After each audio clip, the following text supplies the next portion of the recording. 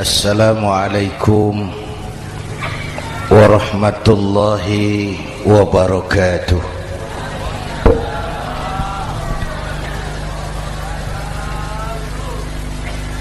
Alhamdulillahi wa kafa, wassalatu wassalamu ala sayyidina Muhammadin al-Mustafa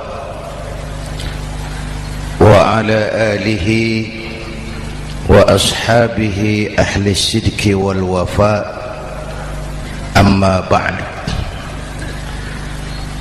Para ulama, para habaib, para masyayikh yang saya muliakan, yang terhormat Bapak Kapolres dan Bapak Dandim, Sahibul Bait, segenap keluarga besar Pondok Pesantren Raudhatul Muta'allimin Al-Aziziyah, bapak-bapak, ibu-ibu, hadirin hadirat ma'asyiral muslimin yang saya cintai. Saya bersyukur dapat menghadiri haflah Maulidin Nabiil Karim, dan saya bangga dan terharu dengan keberadaan Pondok Pesantren Raudhatul Muta'allimin Al-Aziziyah ini. Sekarang ini banyak orang bisa memberi contoh, tapi sedikit orang bisa menjadi contoh. Memberi contoh itu mudah, tapi menjadi contoh itu yang sulit. Oleh karena itu, pada kesempatan ini kita ingin mengambil contoh bagaimana Rasul melaksanakan perjuangan. Apa modal utamanya? Saya sampaikan 3 sajalah, mudah-mudahan selesai 10 menit. Yang pertama, modal utama perjuangan baginda Rasul adalah akhlakul karimah. Memperbaiki akhlak dengan akhlak. Oleh karena itu, surah Madu sudah selesai. Dari dan ke Madura jadi lebih mudah. Bahkan Madura akan jadi daerah industri. Tetapi yang kita ingin, Madura tetaplah Madura. Akhlak tidak boleh berubah. Zaman boleh berubah, akhlak tidak. Masa boleh berganti, tapi keyakinan tidak boleh mati. Nah, soalnya adalah kepada siapa kita harus berakhlak. Kita itu kan harus berakhlak kepada 2. Kita harus berakhlak pertama kepada Allah. Ini yang terpenting. 13 tahun Rasul berjuang di Mekah hanya memperbaiki akhlak kepada Allah, menanamkan tauhid, meluruskan akidah, membangun keyakinan. 13 tahun di Mekah itu, dengan perhitungan kalau fondasi kuat, bangunan aman. Kalau fondasi melenceng, bangunan bengkok. Kalau fondasi rapuh, bangunan runtuh. Bangunan bagaimana fondasinya, orang hidup bagaimana imannya. Kekuasaan dan jabatan baru ada manfaatnya kalau dipegang tangan orang beriman. Kalau tidak, yang muncul Fir'aun. Harta baru terasa manfaatnya kalau dipegang tangan orang beriman. Itulah sebabnya bangsa kita ini bukan cuma perlu orang pintar, kita perlu orang benar. Bahkan di masyarakat lebih baik benar tidak terlalu pintar ketimbang pintar tapi tidak benar.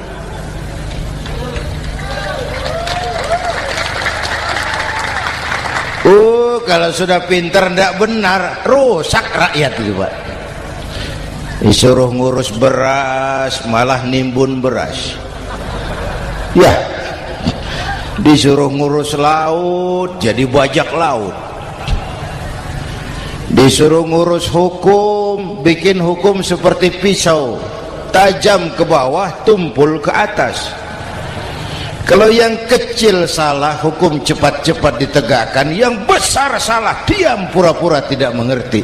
Itu yang melukai rasa keadilan.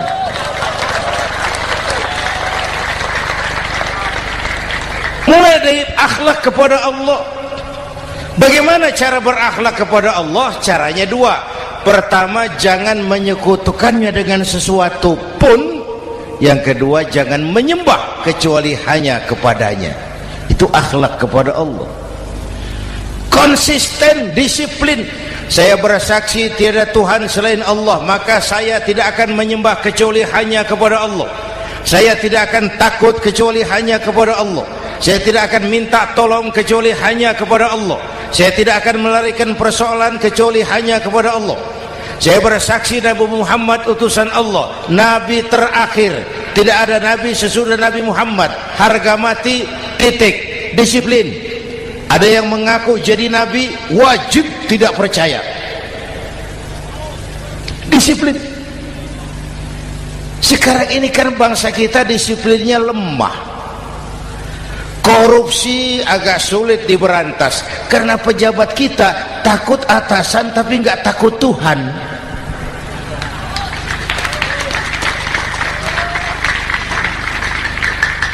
Itu sama dengan anak muda naik sepeda motor ngebut, lampu merah jalan terus, di stop sama polisi. Prit, iya Pak. Minggir, siap.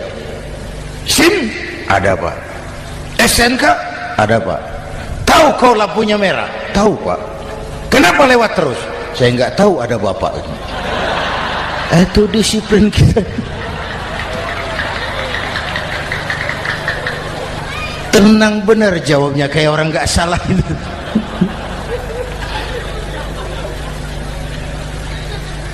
Iman. Apalagi belakangan ini saya sering bilang gini Pak, ini humor tapi agak tasawuf. Orang yang paling tenang hidupnya itu tukang parkir. Coba lihat tukang parkir, walaupun mobil banyak, mereknya bagus-bagus, tidak pernah sombong. Tenang ini, tenang. Nanti mobil pergi satu demi satu, habis sama sekali, dia tidak sedih. Tenang. Mobil banyak tidak sombong, mobil habis tidak sedih. Apa rahasianya? Ternyata, nih tasawufnya di sini. Tukang parkir tidak merasa memiliki, tapi merasa dititipi. Wah, itu. Siapa saja yang merasa memiliki, bersiaplah kehilangan, dan itu menyakitkan. Tapi kalau merasa dititipi, jabatan, harta, anak, istri, semua titipan, hiduplah seperti tukang parkir. Pertama, titipan tidak boleh bikin kita sombong. Dititipi kok sombong, tidak pantas ya. Pak Zainuddin titip mobil ya, silakan. Yang punya mobil pergi, saya petatang peteteng. Tidak pantas dititipi kok sombong. Ada orang dititipi jabatan oleh Allah sombong, dititipi sombong. Ada enggak pejabat sombong? Ada, namanya Fir'aun. Itu pejabat-pejabat sombong anak buah Fir'aun semua. Dititipi harta oleh Allah, jadi orang kaya sombong, sama tetangga tidak mau kenal orang lain, kecil semua, jalan tidak injak tanah. kuntilanak.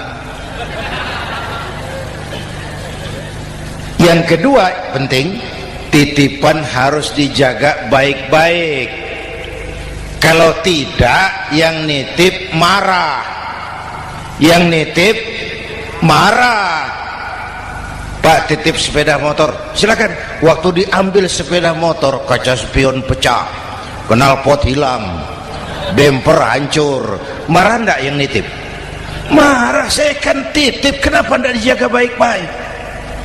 Dititipi harta oleh Allah jadi orang kaya supaya bangun pesantren, bela yatim, santuni yang lemah. Pelitnya 17 setan. Yang nitip marah. Dititipi jabatan oleh Allah isinya korupsi saja, yang nitip marah. Nah, saya mau kasih lihat sekarang. Allah titip Indonesia. Allah titip Indonesia. Hai rakyat, ini Indonesia, aku titip, kata Allah. Sebentar, ada meja mau naik. Silakan Mas.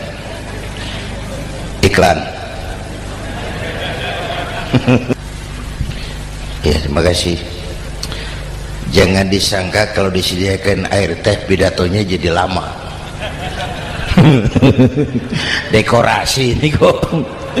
Sampai mana tadi? Hai rakyat, ini Indonesia, aku titip, kata Allah. Ini negara besar dan kaya. Titipan ini ditebus dengan keringat, air mata, darah, dan nyawa. Ini bedanya. Malaysia memang merdeka, tapi diberi Inggris.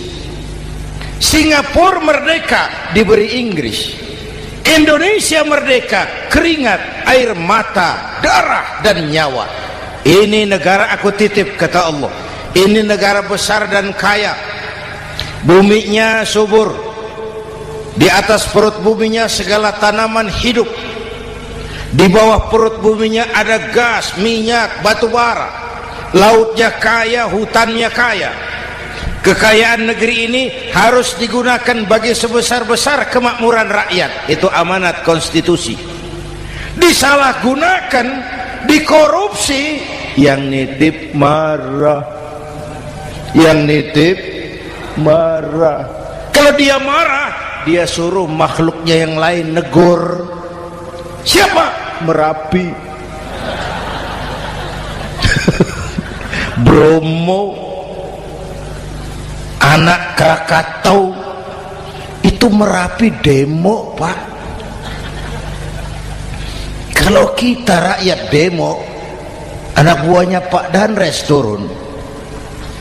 Tapi kalau Merapi demo, siapa yang mau ngatasi? Mbak Marijan. Selesai. Sekarang Mbah Marijan sudah kumpul sama Mbah Surip di alam barzah. Dia sudah ketemu dia. Kata Mbah Surip, tenang Mbah Marijan, tak gendong, aman sudah. Aman sudah. Saya mau bilang Merapi itu makhluk, Krakatau itu makhluk, Bromo itu makhluk. Tidak mungkin makhluk bergerak dengan sendirinya, pastilah ada yang menggerakkan. Maka baik-baiklah sama yang bikin angin supaya bertiupnya sesuai keperluan. Baik-baik dengan yang bikin air supaya datangnya sesuai kebutuhan.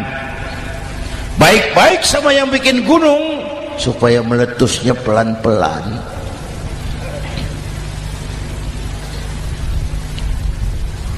Bapak Ibu hadirin yang saya hormati, menjaga titipan. Jangan menyembah kecuali hanya kepadanya. Jangan menyekutukannya dengan sesuatu pun. Ayo, saya ngobrol kita. Bapak Ibu hadirin yang hadir di sini ini, kita ini semua hamba Allah apa bukan? Hamba Allah. Kata siapa? Kata kita. Kalau kata kita, namanya ngaku. Ngaku itu boleh dan murah. Apa diakui? Kita belum tahu. Ya, kan baru kata kita itu. Dan tidak otomatis kalau kita bilang saya ini hambamu ya Allah, lalu Allah jawab iya ya. Tidak, wong itu kan kata kita. Saya hamba Allah, kata saya. Berapa banyak orang perbuatannya, ucapannya berkata saya hamba Allah, perbuatannya menyatakan dia hamba setan, hamba nafsu, hamba dunia, budak jabatan. Tidak sesuai ucapan dengan perbuatan. Jadi hamba Allah itu nggak mudah, digojlok, diuji. Coba lihat, yang jelas diakui sebagai hamba itu baru satu yang kita peringati ini, baginda Nabi. Allah mengakui kapan? Waktu menceritakan Isra dan Mi'raj. Apa yang dipakai kalimat? Subhanallazi asra bi'abdih. Maha suci Allah yang telah menjalankan hambanya. Hambanya. Muhammad itu hambaku, aku jalankan dia. Allah mengakui. Kapan kalimat ini turun? Setelah Nabi digojlok, ditempa, digembleng, diuji, difitnah, dicaci maki, dilontari kotoran unta, sahabat-sahabatnya dibantai. Lolos, Muhammad betul-betul hambaku. Ayo Isra Muhammad. Subhanallazi asra bi'abdi, hambaku. Jadi kalau mau jadi hamba Allah ya diuji, digojlok, digembleng. Nah, mari kita lihat kehambaan baginda Nabi. Orang yang paling bersih hatinya Rasulullah. Orang yang paling baik akhlaknya Rasulullah. Orang yang dosanya sudah mendapat jaminan ampun Rasulullah. Tapi Rasulullah kalau sholat malam bengkak kakinya karena rajin sujud. Hati bersih, akhlak terbaik, dosa sudah diampuni. Tapi kalau sholat malam kakinya bengkak karena rajin sujud. Saya tahu di sini juga banyak yang kakinya bengkak. Cuma urusannya apa, itu urusan masing-masing. Pada tingkat seperti itu Rasulullah, saya perlu Allah, saya perlu Allah, saya perlu Allah. Yang 100 tahun kita bangun selesai oleh gempa 3 menit. Ya, yang 100 tahun kita bangun ternyata selesai oleh gempa 3 menit. Kita perlu Allah, kita perlu Allah. Makanya musibah itu kan kalau menimpa orang baik-baik namanya ujian. Kalau menimpa orang setengah baik itu paruh-paruh yang bikin malaikat bingung. Sholat rajin, maksiat tekun, baca Quran mau, fitnah orang hobi, ngaji nyolong jalan terus. Untung di sini nggak ada yang begitu. Di Jakarta banyak. Di sini insya Allah sama. Jakarta. Orang separuh-separuh seperti itu kalau dapat musibah itu namanya teguran, bukan ujian. Kenapa ditegur? Lalai. Nah, kalau orang jahat dapat musibah itu namanya persekot. Uang muka tanda jadi. Kontannya nanti di akhirat. Kalau diuji bukan saja harus sabar tapi harus lulus. Kalau ditegur, introspeksi, perbaiki yang kurang, kurangi yang memang berlebihan. Bertali-tali, bersambung-sambung musibah ini, dan musibah kalau datang tidak pernah memilih, tidak pernah memilih. Bapak Ibu hadirin yang saya muliakan, jadi mari yang pertama jaga akhlak kita kepada Allah. Jangan menyekutukannya dengan sesuatu pun, jangan menyembah kecuali hanya kepadanya. Sekarang kan musim entertain, orang pandai membangun pencitraan, orang pinter bikin bungkusan. Sekarang ini kiai sama dukun tipis bedanya. Bener Pak, pemburu hantu pakai sorban, pakai gamis, nanti kiai pakai helm. Atribut sudah kacau sekarang ini, siapa pakai apa, siapa mau jadi apa, tidak jelas.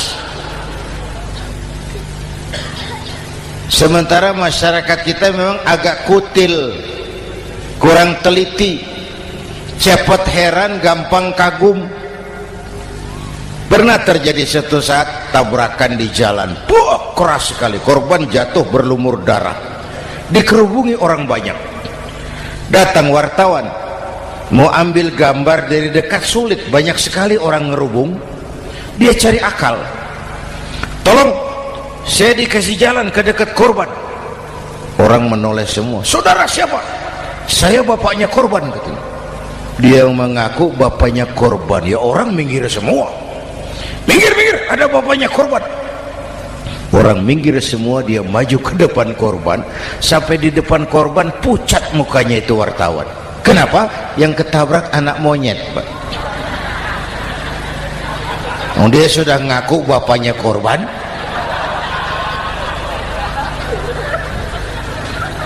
Ini cerita pendek tapi pesannya dalam. Kalau belum kenal benar jangan cepat-cepat ngakui. Ya, rakyat harus cerdas sekarang ini. Emas pasti kuning, benar itu? Apa semua yang kuning pasti emas? udah cerdas lah itu, udah cerdas lah itu. Hati-hati, ini zaman pencitraan. Orang pandai bikin bungkusan. Oleh karena itu kita juga harus punya filter supaya tidak hanyut oleh kedangkalan-kedangkalan pencitraan itu. Satu itu akhlak kepada Allah. Yang kedua, kepada siapa kita berakhlak? Kepada sesama manusia. Kepada sesama manusia itu siapa? Pertama, sesama muslim. Malam ini saya hadir di sini, saya tidak merasa tamu. Saya hanya keluarga di tengah keluarganya. Bahwa saya lahir di Jakarta itu sih kebetulan. Saya enggak pesan. Yang kita tidak pesan jangan diributkan. Kita enggak pesan. Warna kulit seperti ini kita enggak pesan. Dari suku apa lahir kita enggak pesan.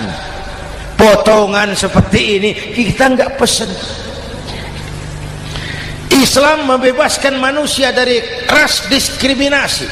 Pada waktu yang bersamaan Islam mengangkat harkat, derajat, martabat kaum wanita. Ini kasihan dari tadi nggak diajak ngomong nih. Pada waktu yang bersamaan Islam mengangkat harkat, derajat, martabat kaum wanita. Ibu-ibu mestinya lebih terima kasih sama Rasulullah. Sebelum Rasulullah datang, nasib perempuan menyedihkan, dilecehkan, harganya murah. Sebelum Rasulullah datang, murah. Sebelum Rasulullah datang, murah. Coba lihat wanita sebelum Islam, sedih, dilahirkan hanya untuk melahirkan, alat pemuas nafsu. Kalaupun berperan, peranannya cuma segitiga, dapur sumur kasur, kasur sumur dapur. putar-putar di situ saja, tidak usah di Arab, dunia. Di Jawa, raja-raja Jawa sebelum kenal Islam seenaknya ngumpuli perempuan kan, selirnya yang 30, 50. Sultan-sultan di Turki piara harem ratusan orang perempuan. Kaisar terakhir dinasti Ming Cina bangun istana 1000 kamar, istrinya 1000. Innalillahi wa inna. Itu saya coba pikir, raja kalau istrinya 1000, kapan pakai kolor itu raja?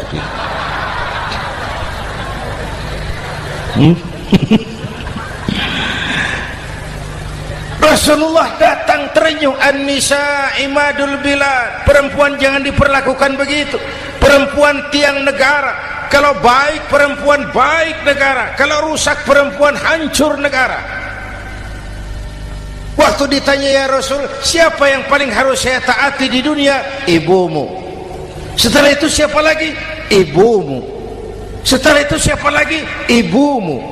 Setelah itu siapa lagi? Bapakmu. Menghargai perempuan, ibumu, ibumu, ibumu, bapakmu. Ibu 3 kali disebut, bapak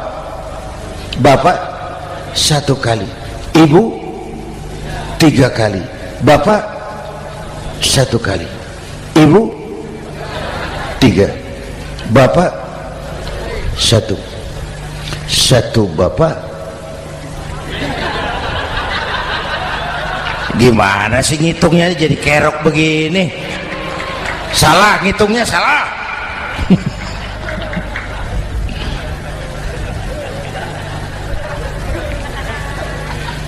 Lalu dicairkan kehidupan kemasyarakatan di masjid.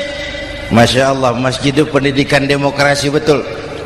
Pertama, siapapun masuk masjid copot sandal, buka sepatu. Benar itu? Ini masyarakat yang mau kita bangun. Tidak ada warga negara kelas 1, semua sama. Lurah masuk masjid buka sepatu, rah. Camat masuk masjid buka sepatu, mat. Gubernur masuk masjid buka sepatu, Nur. Nikmatnya masyarakat masjid, nikmatnya masyarakat masjid. Coba binatang saja harganya tidak sama toh. Sapi yang mahal, yang gemuk, betul, karena harga sapi pada dagingnya. Makin gemuk sapi makin mahal harganya. Tapi ada burung perkutut lebih mahal dari sapi, padahal dagingnya sedikit betul. Kenapa harganya lebih mahal dari sapi? Harga perkutut suaranya. Di mana harga manusia yang paling gemuk? Silahkan bersaing dengan sapi. Maaf.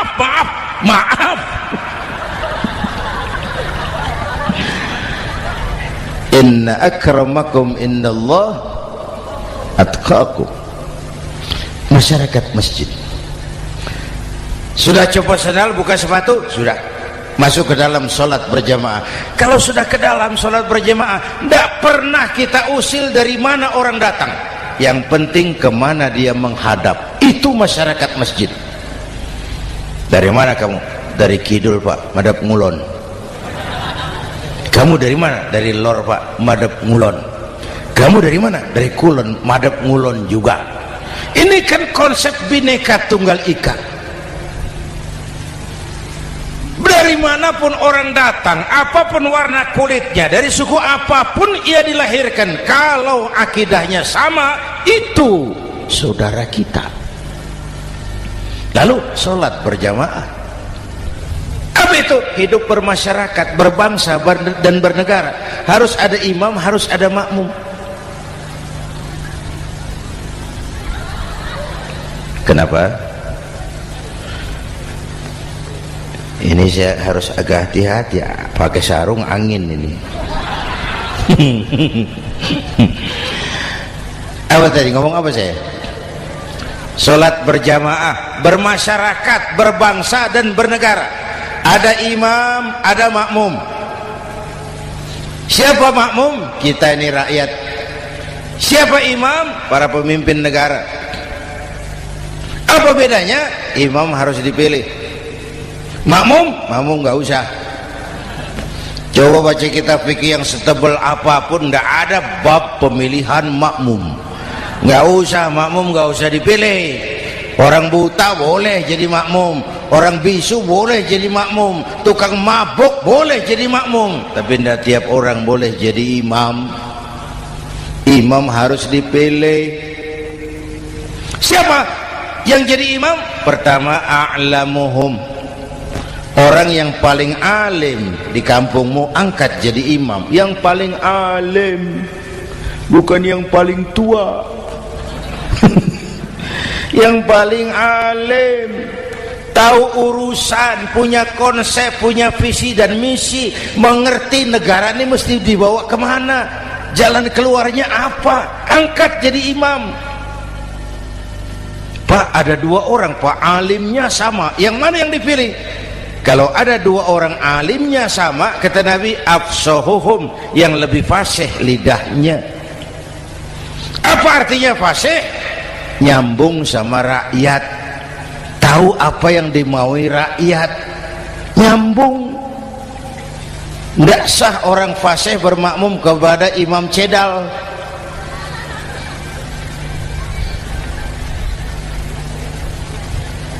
Kenapa Bu? Nyambung. Capek kalau punya imam gak nyambung sama makmum. Makanya kalau sudah jadi imam, pesan Nabi apa? Idza amma ahadukumun nasa falyukhaffif.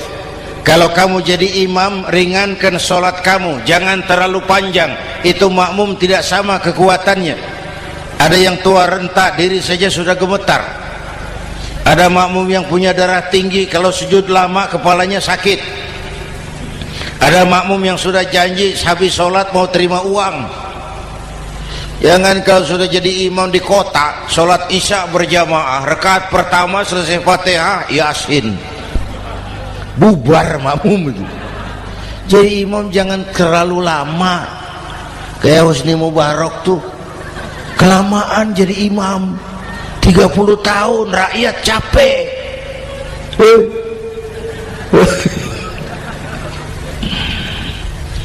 Bapak Ibu hadirin yang saya hormati, nah masyarakat Islam ini loyal, taat, setia. Kapan? Kalau imamnya benar.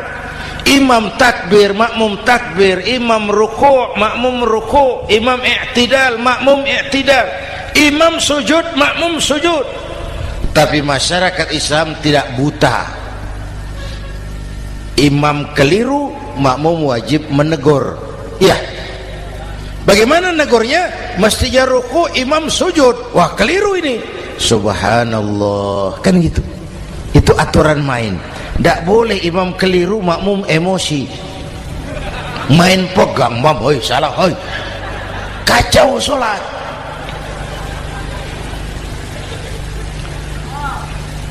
Imam buang angin,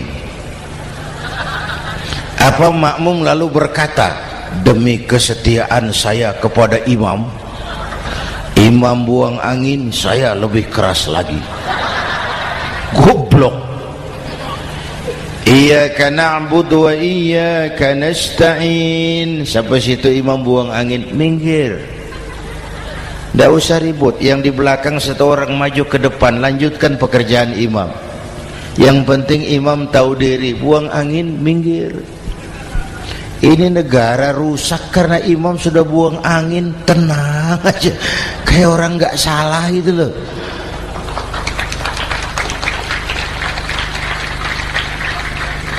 Selesai sholat dikasih tahu, imam tadi buang angin ya sedikit. Apa kalau nggak sedikit lalu nggak rusak sholat itu? Nah, dalam berjaga akhlak kepada sesama, ayo kita jaga kesatuan, persatuan, kerukunan, kekompakan. Ini pesantren Raudhatul Muta'allimin Al-Aziziyah, ini aset kita. keberadaannya, pengembangannya, kelangsungannya, bukan sekedar tanggung jawab pengurusnya, tanggung jawab kita sesuai dengan bidang dan kemampuan masing-masing. Yang punya jabatan bantu dengan wewenangnya, yang punya harta bantu dengan uangnya, yang punya tenaga bantu dengan tenaganya, yang bisa doa bantu dengan doanya, yang tidak bisa apa-apa bantu dengan diam. Diam saja lumayan loh itu membantu. Bapak Ibu hadirin yang saya hormati, saya ingat almarhum Panglima Besar Sudirman pernah bilang, kamu itu kalau mau menang harus kuat, kalau mau kuat harus bersatu, kalau mau bersatu hidupkan semangat silaturahmi. Mau menang harus kuat, mau kuat harus bersatu, mau bersatu hidupkan silaturahmi. Bapak Ibu hadirin, rukun antar umat seagama. Beda pendapat boleh, marah jangan. Kalau di Jakarta kan sekarang lagi musim apa itu wahabi yang bid'ah, sedikit bid'ah itu. Saya sih bilang yang suka tahlil bagus, terusin. Yang nggak suka tahlil nggak apa-apa, tapi jangan mencaci maki yang suka tahlil. Orang yang mabuk masih banyak kok yang tahlil dicaci maki. Kita nih seperti orang kurang kerjaan. Waktu guru saya Hadratul Mukarram Ki Haji Dr. Idham Khalid wafat, saya ajak orang baca Fatihah. Selesai, saya lagi duduk di belakang, seorang pengusaha nemui saya, Kiai, kenapa?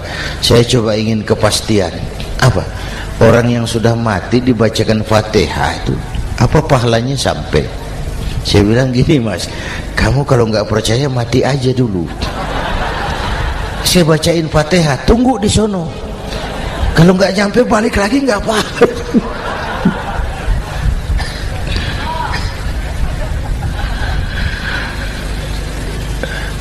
Depan rumah saya itu ada masjid, Pak, pakai beduk seperti itu.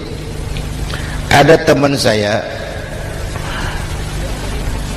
Kiai pakai beduk masjidnya. Iya pakai. Kan Rasulullah tidak pakai. Tidak memang. Bid'ah toh. Loh, siapa bilang? Beduk itu bukan agama, itu budaya, tanda masuk waktu. Bukan manggil orang sholat. Manggil orang sholat pakai azan.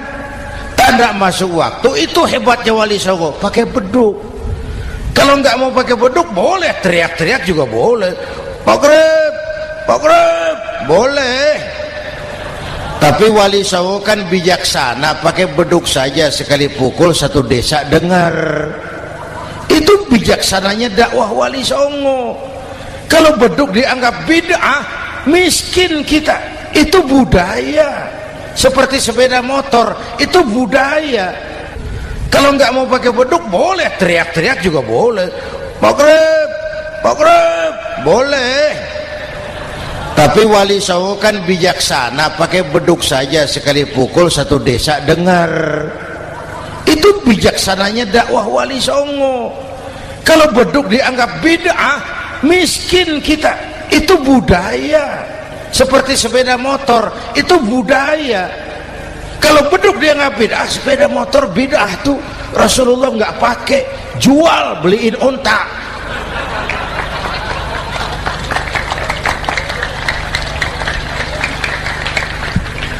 Ayo cari persamaan, jangan memperbesar perbedaan.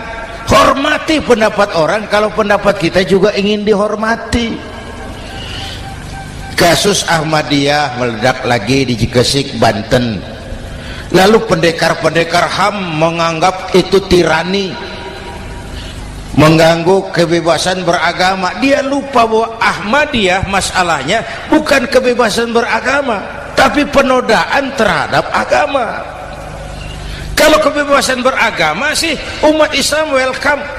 Orang mau Hindu, mau Buddha, mau Kristen bebas memilih agamanya masing-masing. Tapi ini kan Ahmadiyah lain, ngakunya Islam tapi ada nabi lagi sesudah Nabi Muhammad, namanya Mirza Ghulam Ahmad, asal dari India. Saudara hadirin yang saya hormati, ini yang prinsip penodaan terhadap agama. Kalau nggak ngaku Islam nggak masalah. Supaya mau aman caranya cuma dua, Ahmadiyah jadi agama sendiri, karena Malaysia sudah melarang, Brunei sudah, Rabitoh Alam Islami menyatakan aliran sesat, Saudi Arabia melarang pengikut Ahmadiyah pergi bikin haji, dia dianggap non muslim. Cuma memang pemerintah kita nggak tegas. Kalau dari dulu dinyatakan dilarang, nggak akan ada lagi kasus-kasus seperti itu.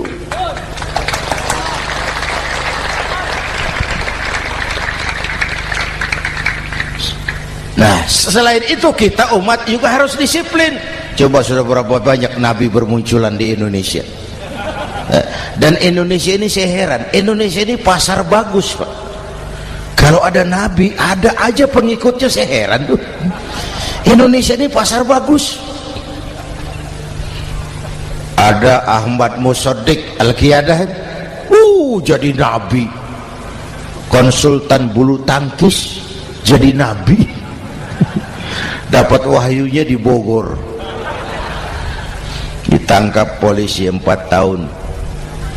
Muncul lagi di Bandung, namanya Sayuti, tukang cukur, ngaku dapat wahyu jadi nabi, ditangkap polisi lagi 2 tahun. Di Malang Ustadz Roy, ya sebenarnya petinju, dia masuk Islam, mu'alaf, belajar Islam tidak pakai guru, diutak-atik ayat Quran. Sholat kita harus mengerti artinya, maka sholat boleh pakai bahasa masing-masing. Ramai masjid. 2 tahun penjara.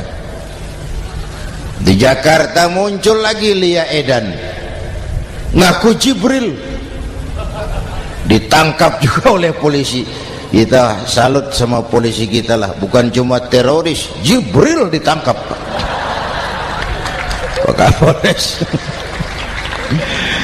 Saya bilang sama teman-teman polisi, untung dia ngaku Jibril, Pak. Coba kalau dia ngaku Israel, lebih gawat itu.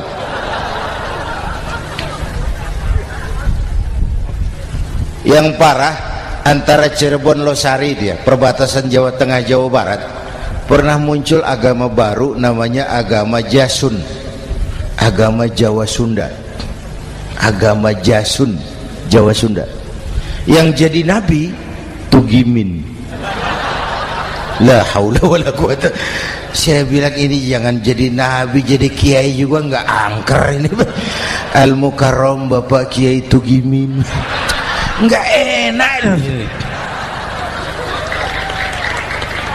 Yang lebih nggak enak selawatannya loh itu. Kalau kita kan tadi nikmat tuh, ya Habibi ya Muhammad, nikmat rasanya itu. Coba ganti sama yang tadi, wah enggak, ya Habibi ya Tugimin, nggak enak itu, Pak. Jadi umat Islam itu sangat menghormati orang lain agama.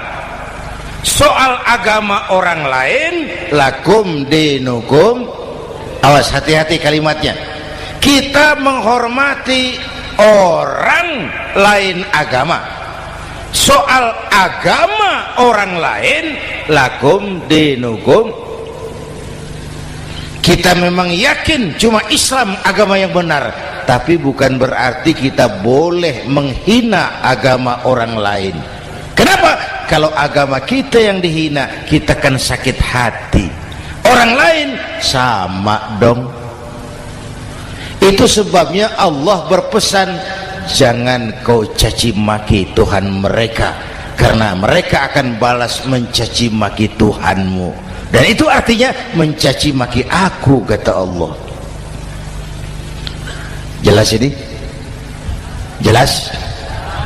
Justru karena umat Islam mayoritas di Indonesia, maka kerukunan antar umat beragama terjaga dengan baik. Kalau umat Islam mau main kasar, mau main kayu, mau main keras, Umat Islam ini 85%, yang lain pasti selesai, saya jamin selesai. Tapi kan tidak, kita sadar betul ini negara Pancasila, kita sadar betul bahwa kita harus menghargai orang lain agama, menjaga kerukunan, rukun antar umat beragama. Yang ketiga, rukun antar umat beragama dengan pemerintah. Dulu kiai saya bilang, sultanun zulum khairum min fitnatin tadum. Pemerintah yang jelek pun sebenarnya masih lebih lumayan ketimbang tidak ada pemerintahan, kalau itu ukurannya. Coba umpama nanti Pak SBY sudah terlalu pusing, lalu pengumuman jam 000, seluruh rakyat Republik Indonesia saya umumkan mulai malam ini tepat jam 000 pemerintah bubar. Ayo bayangkan seperti apa kita tanpa pemerintah. Hukum rimba, yang kuat menekan yang lemah, yang kaya merampok yang miskin. Rumah saudara dirampok, lapor ke polisi, kata Kapolres, maaf polisi baru bubar. Hak asasi diinjak-injak, lapor ke pengadilan, pengadilan bubar. Masih ada pemerintah saja yang kuat suka menekan yang lemah, apalagi kalau tidak ada pemerintah. Karena itu ulama dan umara dua pilar utama. Kalau kuat keduanya, kuatlah masyarakat. Kalau rapuh keduanya, maka rapuhlah juga masyarakat. Bapak Ibu hadirin yang saya hormati, ini yang kedua, kita harus berakhlak kepada sesama. Yang ketiga, kepada siapa kita harus berakhlak? Kenapa? Iya, saya cuma lihat jam. Yang ketiga, kepada siapa kita harus berakhlak? Kita ini harus berakhlak kepada makhluk Allah yang lain di luar manusia. Kepada air kita harus berakhlak loh Pak. Saya dulu remaja ngaji fikih, kiai ngajar makruh buang air kecil di tanah yang berlubang. Saya protes, kenapa makruh kiai? Pertama, untuk kesehatan. Siapa tahu di lubang yang kau kencingi ada gas beracun. Kalau tidak kiai, kalau tidak maka artinya kau harus melindungi binatang yang ada di dalam lubang. Siapa tahu di lubang yang kamu kencingi ada semut sedang rapat membahas masalah Mesir. Apa dosanya lalu mati dikencingi? Ini namanya rahmatan li semut. Bapak Ibu hadirin yang saya hormati, ada hadis sederhana, fa iza zabahtum fa ahsinuz zibhata. Kalau kamu menyembelih hewan, sembelihlah dengan cara yang terbaik. Jangan nyembelih ayam pakai pisau tumpul, itu namanya tidak berperi kebinatangan.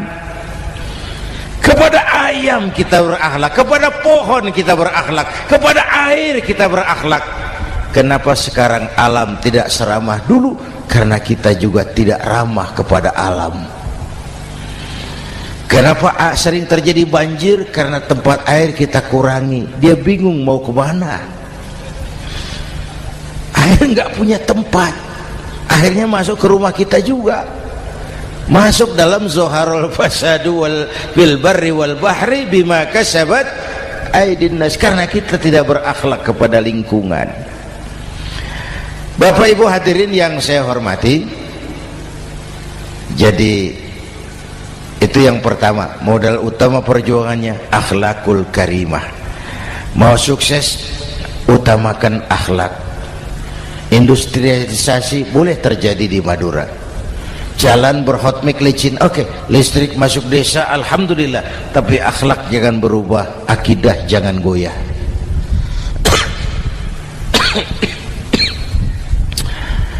Teknologi tidak bahaya, yang bahaya orang yang menggunakannya. Wayang itu yang namanya cepot, itu bisa selawat badar kalau yang megang Anom Suroto. Cepot bisa selawat badar kalau yang megang Anom Suroto. Wah, wayang bagaimana dalangnya, teknologi bagaimana orang yang menggunakannya. Satu. Yang kedua, yang kita contoh dari baginda Rasul, beliau itu sejak kecil tidak dimanjakan, Pak. Lahir ke dunia tidak sempat melihat wajah bapak. Umur 6 tahun ditinggal ibu. Umur 9 tahun ngembala kambing, berniaga ke Syam. Syam itu Syria sekarang. Umur 9 tahun bisnis lintas negara dari Saudi ke Syria. Remaja tidak dimanjakan, kerja keras, peras keringat, banting tulang, tidak ada pekerjaan halal yang hina. Lahir pribadi yang tegar, mental yang tahan banting, manusia yang tidak cengeng karena sejak kecil ditempa oleh kesulitan. Jadi gini, orang itu kalau biasa susah, ketemu susah, ndak kaget, Pak. Mentalnya kuat. Saya santri biasa makan kangkung, datang ke rumah teman dikasih kangkung, loh makanan saya ini, dikasih daging ayam, nambah. Orang tuh kalau biasa susah enak. Saya santri biasa tidur di masjid, disuruh nginep di hotel, pules, Pak. Tapi yang biasa tidur di hotel suruh nginep di masjid, encok.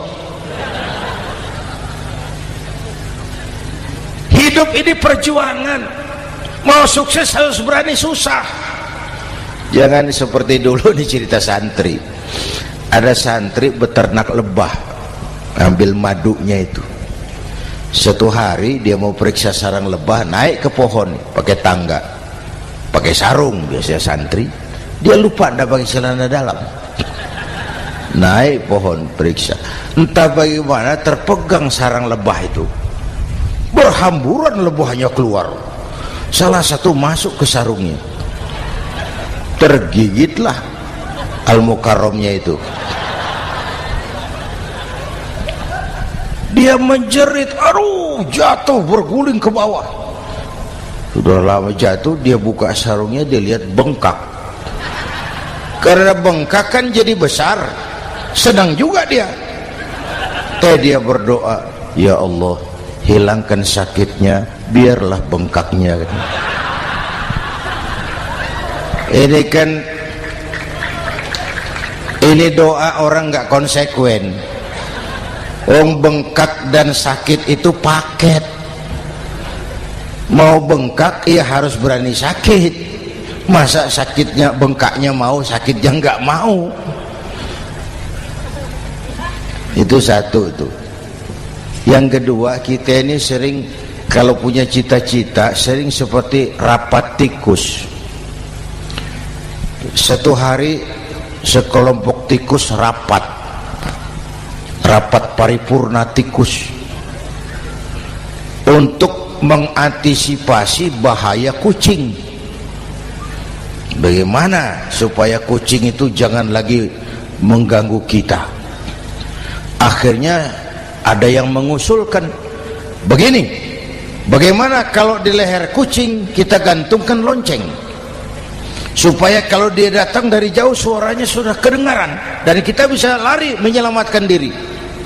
Wah, cerdas dia. Setuju, setuju semua. Setuju, bagus. Nah, oke. Waktu pembicaraan dilanjutkan, tikus mana yang mau menggantungkan lonceng ke leher kucing? Rapat bubar. Setuju, akur. Iya. Waktu kerja selesai. Bapak Ibu hadirin yang saya hormati, terutama anak-anak saya, para santri, remaja, pemuda. Hidup ini persaingan. Bapakmu tamat SD, nak, kau sarjana. Bapakmu cuma jadi RT, nak, kau camat. Bapakmu tukang tambal ban, kau harus punya pabrik ban. Anak saya pertama dulu, saya titip mondok di Tebuireng. Tahun pertama pulang saya kontrol, sini kau, apa hasilmu setahun di pesantren? dia sodorkan saya sebuah piagam penghargaan juara lomba pidato di pondoknya. Saya heran, ini anak di rumah jarang ngomong, kok bisa jadi juara pidato? Saya tanya, kamu bisa pidato, apa yang dipidatoin? Dia bilang, kan kaset ayah dihafalin gitu. Ya saya ketawa juga, waktu itu dia masih anak-anak.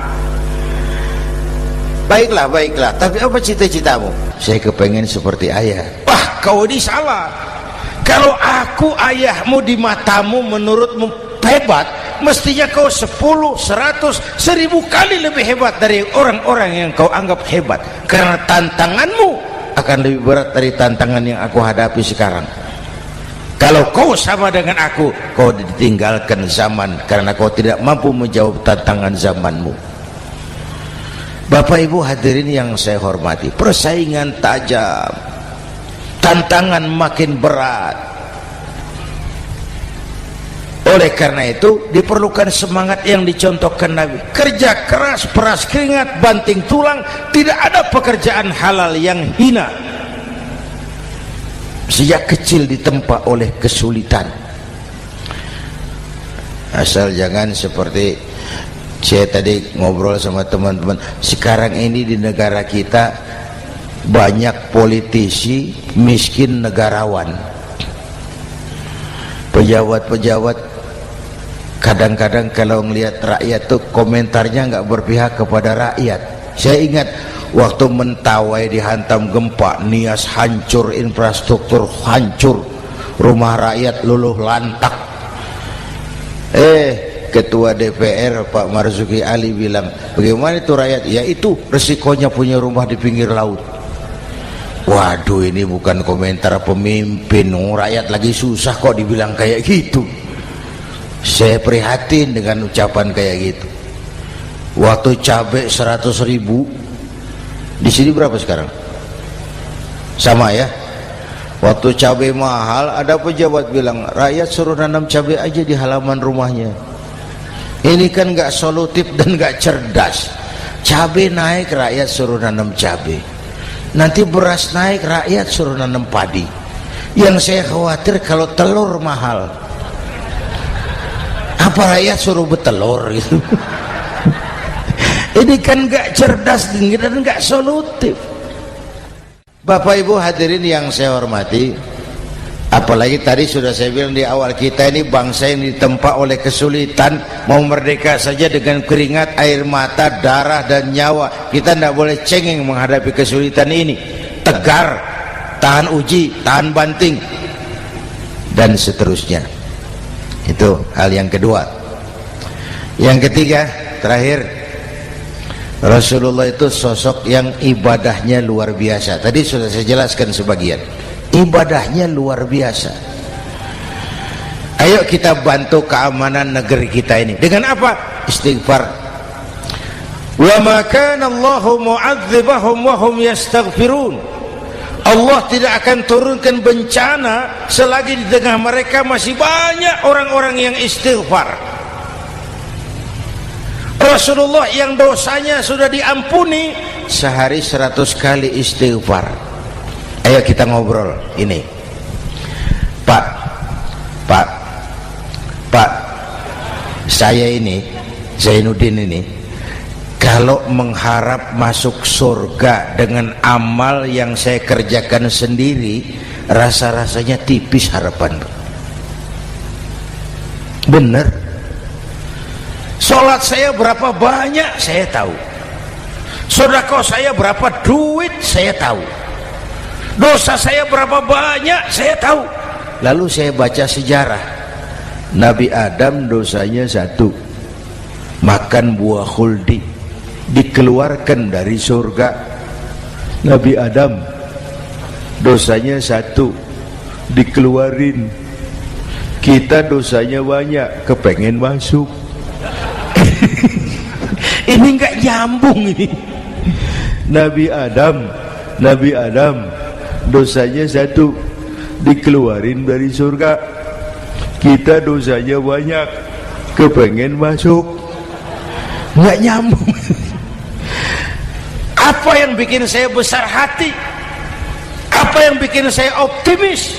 Ada dua, Pak. Pertama yang disebut rahmat Allah, yang kedua disebut syafaat Rasulullah. Dua itu, Pak.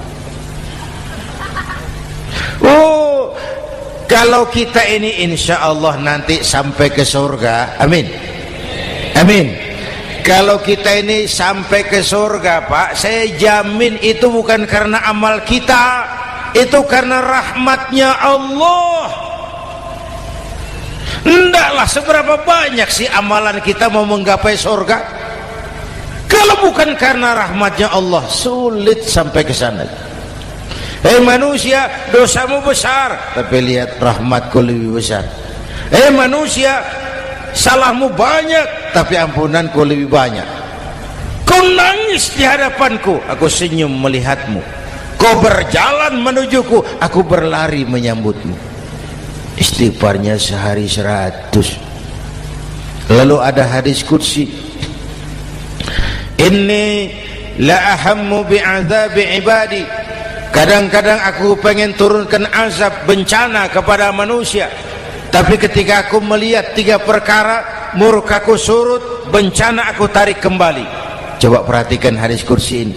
Allah mau marah hendak jadi, bencana ditarik, musibah diangkat. Kenapa? Ada yang meredam murka Allah. Allah enggak jadi marah. Siapa? Pertama, suyukhan rukka. Aku lihat orang-orang tua tengah malam sujud sambil berlinang air mata, nangis di hadapan Allah. Itu kita hutang jasa loh, Pak, sama orang-orang yang tengah malam sujud nangis di hadapan Allah. Lihat yang begitu Allah tidak jadi marah.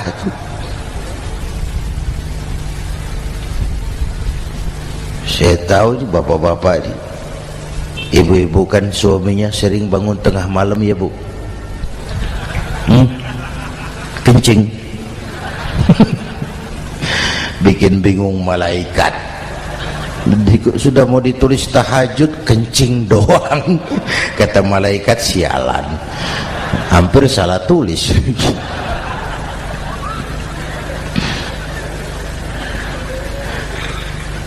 Aku lihat orang tua tengah malam sujud sambil berlinang air mata. Lalu aku lihat bayi-bayi tanpa dosa masih menyusu, sibyanan rudda. Bayi-bayi tanpa dosa masih menyusu, suci bersih, belum ternoda.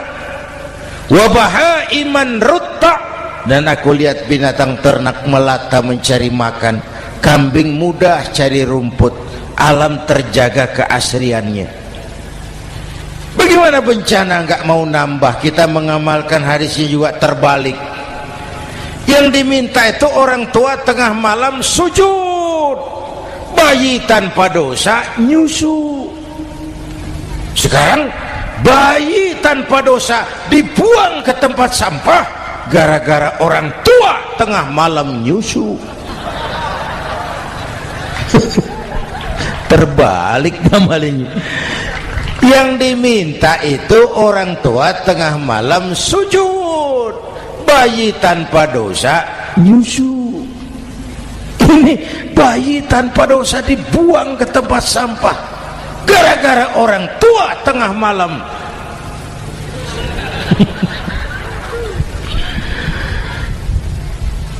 Bapak Ibu hadirin yang saya hormati, rahmat Allah kita perlu. Yang kedua, syafaat Rasulullah. Mari saya cerita syafaat sedikit.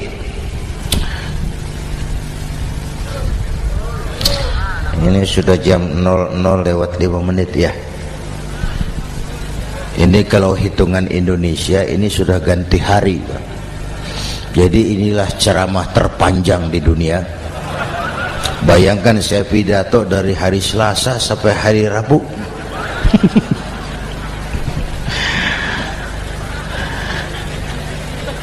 Syafaat agak saya singkat ceritanya.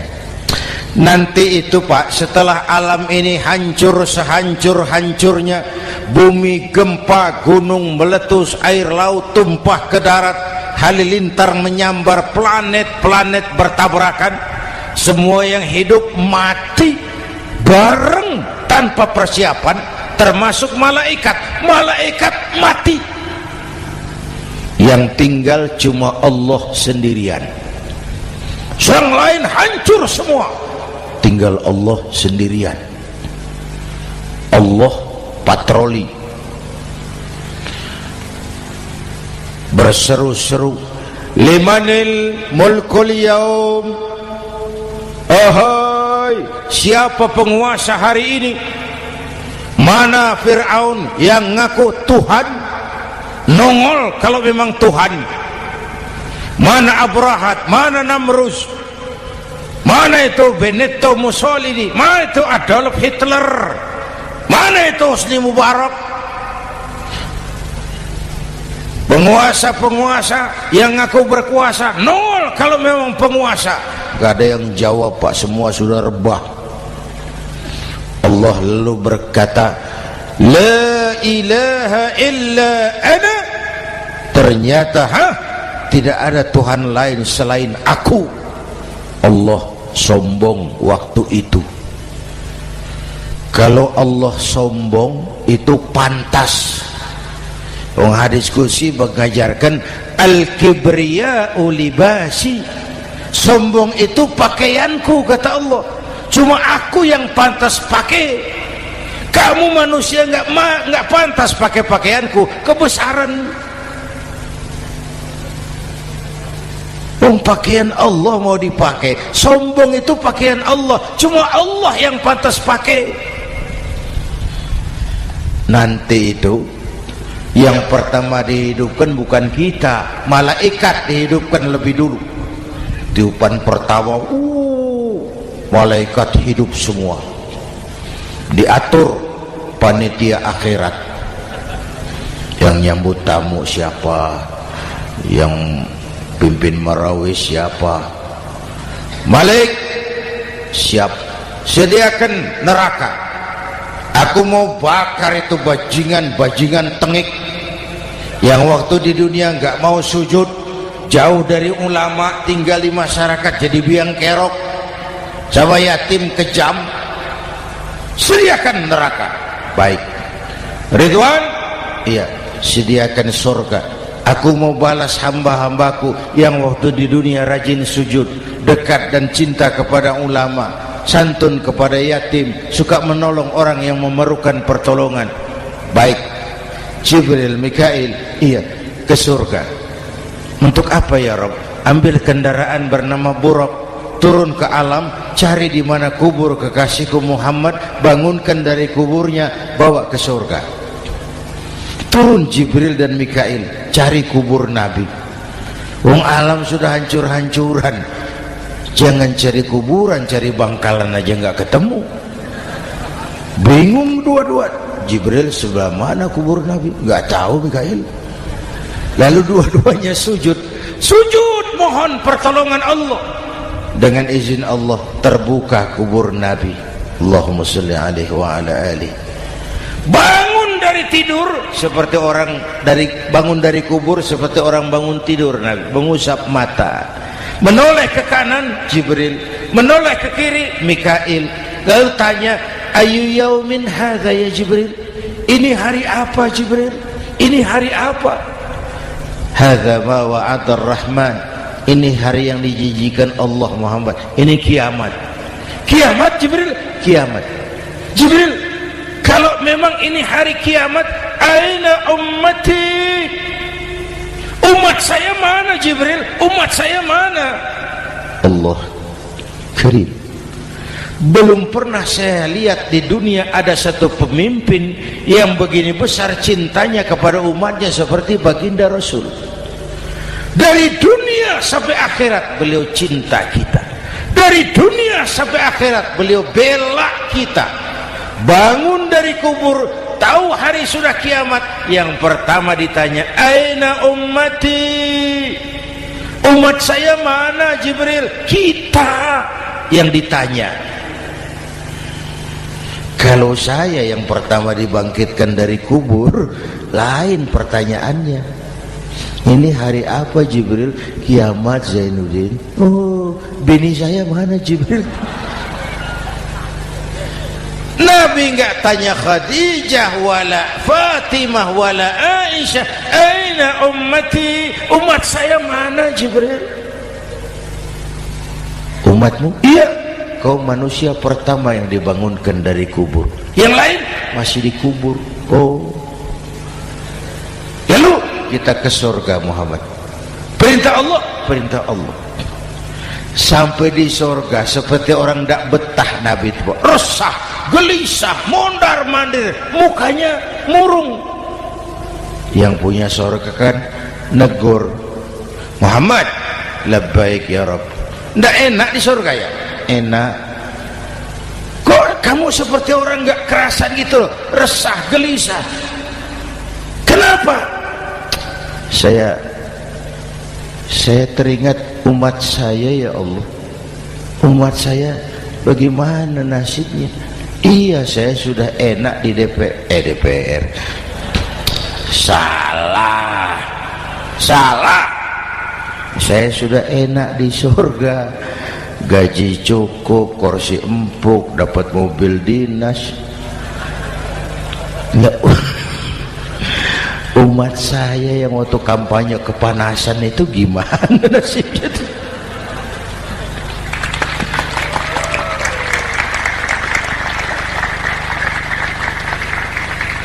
Makanya dulu di Senayan, di depan kantor DPR tuh banyak tukang kaca jualan di situ. Saya bilang itu tukang kaca pintar dagangnya di situ. Pas, maksudnya supaya yang mau berkantor di situ ngaca dulu. Ya, wakil lurah pasti tidak lebih tinggi dari lurahnya. Wakil camat tidak lebih tinggi dari camatnya. Oh, ini kenapa wakil rakyat kok selalu lebih tinggi dari rakyatnya?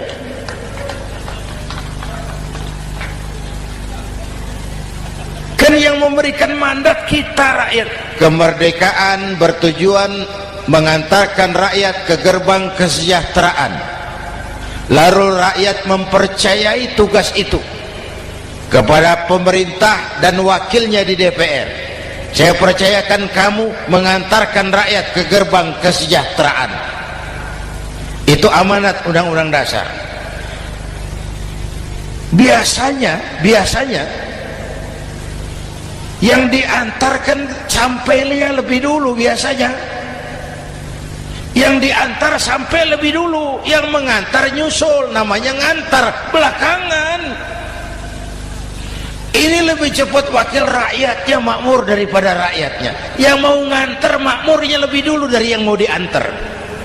Yang diantar kelelerahan di jalanan, yang mengantar udah sampai. Jadi bagaimana Muhammad? Saya minta izin mau keluar, tengok saya punya umat. Oke, saya potong ceritanya. Saat manusia dibangkitkan dari kuburnya masing-masing, Masya Allah, Masya Allah, saya nggak sanggup bayangkan jumlah manusia yang hidup di muka bumi sekarang kan 6 miliar. Cina berdua, India 2,5 miliar. Cina 1,5 miliar, India 1 miliar rakyatnya. Berdua sudah 2,5 miliar. Itu kalau kencing bareng banjir besar. Bayangkan manusia dari awal sampai akhir berapa puluh miliar kumpul di padang mahsyar. Subhanallah. Sibuk, panik, bingung mau disidang di hadapan Allah. Sebagian kumpul di pojokan berunding, kita mau disidangi. Terus ayolah kita cari bantuan. Kemana? Adnan Buyung. Begini. Kita ini kan anak cucu Nabi Adam. Pantas dong kita minta tolong sama beliau. Yuk, setuju. Berangkat cari Nabi Adam. Ya Adam, anta abal bashar. Adam, tuan datuknya manusia. Kami cucu kamu, anak turunan kamu mau disidang. Tolong kami Adam, tolong. Kata Nabi Adam, Quraisy mas, rombongan Jawa aku naik mumet lagi sama Nabi Nuh saja. Nuh bilang tidak bisa, saya juga punya masalah, pernah minta obat ditenggelamkan. Ibrahim barangkali, semua Nabi hand up, angkat tangan. Dikala itu yauma la yanfa'u malun wala banun, di mana harta tidak ada lagi artinya, anak-anak tak jadi beban, tiap orang sibuk dengan urusannya sendiri-sendiri. Saat itu ada satu pemimpin, Allahumma salli alaihi wa ala alihi, diizinkan Allah. Dikala semua nabi yang lain angkat tangan hand up, beliau malah ummati ana laha, ta'ali ummati, ta'ali ummati, umatku sini, umatku sini. Beliau memanggil-manggil umatnya. Yang bagaimana yang dipanggil? Ada hadis, inna ummati ya'tuna yaumal qiyamah ghurran muhajjalin min atharil wudu. Umatku besok di akhirat datang menghadap Allah dengan muka bersinar-sinar karena sering wudu. Sering wudu kan sering sujud. Masa cuma wudu tapi enggak sujud? Itu nanti enggak usah mengaku Rasul yang panggil, sini umatku. Tapi kalau muka enggak pernah wudu, enggak pernah sujud, merangkak di depan Nabi, saya umatmu ya Rasul. Kata Nabi, umat saya enggak ada yang kumbal gini. Dikala itu beliau berkenan memberikan syafaat. Syafaat itu saudara-saudara, saya pakai sarung, sobek sedikit, syafaat itu nambeli gitu loh. Salat saya kurang sedikit, sedekah saya campur riak sedikit, puasa saya tidak ikhlas sedikit, ditutup dengan syafaat. Saya mau dagang, perlu modal 20 juta, saya punya uang 15 juta, yang 5 juta syafaat. Jadi harus ada modal. Kalau sholat tidak pernah, sedekah tidak pernah, lalu syafaatnya dari mana? Yang dapat tambelan itu yang punya sarung bolong, punya sarung sobek, ditambal dengan syafaat. Lah kalau tidak ada sarung, apa yang mau ditambal? Ya. Nah, mudah-mudahan kita semua mendapat rahmat Allah dan mendapat syafaatnya Rasulullah Sallallahu Alaihi Wasallam. Bapak Ibu hadirin, sudah 7:30 lewat 4 jam. Saya pun kangen, tapi hari sudah larut. Insya Allah lain kesempatan kita jumpa lagi. Terima kasih kepada Al-Mukarramun, para ulama, para habaib, pengasuh pesantren Raudhatul Muta'allimin Al-Aziziyah, dan semua yang hadir. Mudah-mudahan yang saya sampaikan ada manfaatnya. Usikum wa iyaya bitaqwallah. Aqulu qawli hadza fa astaghfirullahal azim li wa lakum. Wassalamu alaikum warahmatullahi wabarakatuh.